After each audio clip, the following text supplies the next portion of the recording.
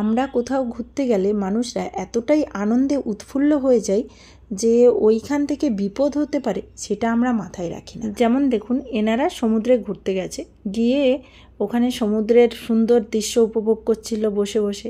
হঠাৎ করে সমুদ্রের জলোচ্ছ্বাস বেড়ে যায় এবং ওনারা স্লিপ করে সমুদ্রের মধ্যে চলে যায়। তার মধ্যে দুজন অ্যাডাল্ট ছিলেন, একজন বাচ্চা ছেলে। বাচ্চাটাকে ওনারা চাইছিল আগে জল থেকে তুলে দেওয়ার জন্য, কিন্তু জায়গাটা স্লিপ হওয়ার জন্য বারবার তোলার চেষ্টা করলেও ব্যর্থ হয়ে যাচ্ছিল, বারবার জলের মধ্যে স্লিপ করে পড়ে যাচ্ছিল।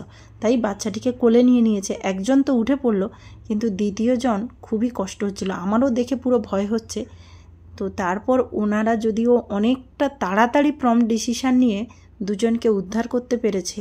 তো এখান থেকে আমাদের শিক্ষা নেওয়া কিন্তু খুবই দরকার। আমাদের প্রায় সবার হাতে এখন স্মার্টফোন এবং প্রায় আমরা সবাই ইউটিউব, ফেসবুক ব্যবহার করি এবং সবাই এরকম পোস্ট দেখতে থাকি। সমুদ্রে ঘুরতে গিয়ে কোথাও তলিয়ে গেছে, কোথাও অনেকক্ষণ পরে উদ্ধার করা গেছে, এই রকম পোস্ট তো প্রায় দেখতে থাকি। তবু কিন্তু আমরা সচেতন হই না। এবার থেকে কিন্তু সবার কাছে একটাই অনুরোধ, নিজেরা সচেতন হন, সুস্থ থাকুন, সাবধানে থাকুন। ঘুরতে যান, খুব ভালোভাবে সব কিছু এনজয় করুন, কিন্তু নিজের খেয়াল রাখুন। সুস্থ স্বাভাবিক গেছেন, সুস্থ স্বাভাবিক বাড়ি ফিরে আসুন। দেখুন, এনারা মানে খুব তাড়াতাড়ি ডিসিশান নিয়েছে যে নিজেদের শার্টগুলো খুলে, আর একটা ছাতাও ছিল, তাই ছাতাটা দিয়ে এইভাবে ছুঁটতে পেরেছে। মানে এত তাড়াতাড়ি ডিসিশান নেওয়াটা কিন্তু খুবই একটা চ্যালেঞ্জিং ব্যাপার, মানে মাথা থেকে বেরোয় না। ওনাদের মাথা থেকে বেরিয়েছে এবং মানুষটিকে উদ্ধার করতে পেরেছে। সবথেকে কষ্ট হচ্ছিল বাচ্চাটিকে দেখে। ছোট বাচ্চা, আমি তো ভাবছিলাম কি না কি ঘটবে রে ভগবান, কিন্তু সুন্দরভাবে উঠে এসেছে।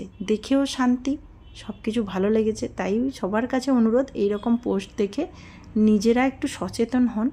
সবসময় কোথাও ঘুরতে গেলে নিজের খেয়ালটা একটু রাখুন।